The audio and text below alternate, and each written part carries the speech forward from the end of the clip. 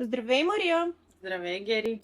Радваме се, че си част от екипа на Crazy Kids и знаеш, че правя интервюта с абсолютно всички от персонала. Да. Може ли да ми кажеш колко време мина от първия ти работен ден? 4 години. Това Това не е толкова много, колкото на другите, но също е доста време. Помниш ли какво си помисли тогава? Спомням си, че бях посрещната добре. И нещо, което си помислих е, че има страшно много дрехи и аз не знам дали ще науча местата им в склада, в магазина, но мисля, че всичко е постижимо. Така е, стига да има желание. Да. Вече си е достатъчно време тук, за да се почувстваш част от този утвърден екип. Всъщност, какво е за теб Crazy Kids?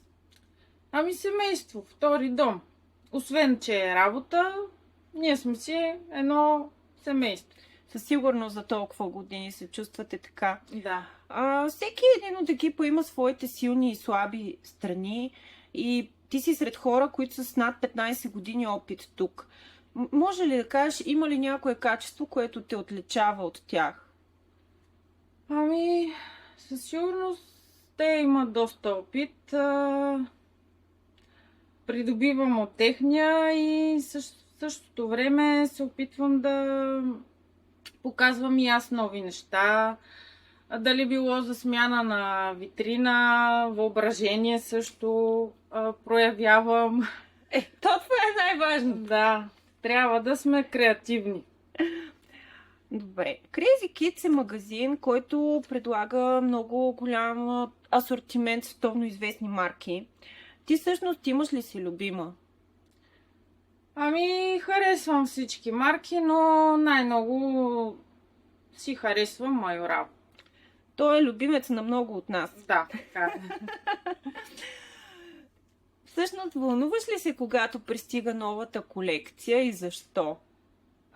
Много е приятно да видиш в началото новите модели, чакаш ги, не си ги виждал, искаш да ги видиш, да се запознаеш с новата стока, която ще предлагаш цял сезон. И да, вълнуващо е. Със сигурност е така и ние в офиса се вълнуваме. Сигурно. Работата с хора и най-вече с деца със сигурност не е лесна. Кое за теб е най-голямото предизвикателство в нея? Да удовлетвориш вкуса на детето, тъй като днешните дечица вече си имат от малки собствен вкус и за мен е предизвикателство да разбереш детето какво харесва и да го накараш да се чувства добре в дрежката, която си избира. Разбирам. Имаш ли мил или забавен момент от този магазин с деца, който искаш да споделиш? Да, имам не само един, но сега в момента се сещам за този. На 8 март едно момиченце, наша клиентка, ни донесе по един букет с майка си, дойдоха и ни подариха по един букет и много ни зарадва. Това е много мило. Crazy Kids има много клиенти, последователи и приятели. Разбира се, има и такива, които все още не са ни посетили. Какво би казала точно на тях? Crazy Kids е място, което си заслужава да се посети. Ще бъдат обслужени много добре, ще видят много красиви дрежки. Има за всеки вкус по нещо да заповядат. Много ти благодаря за отделеното време и до скоро! И аз благодаря, Гери, до скоро!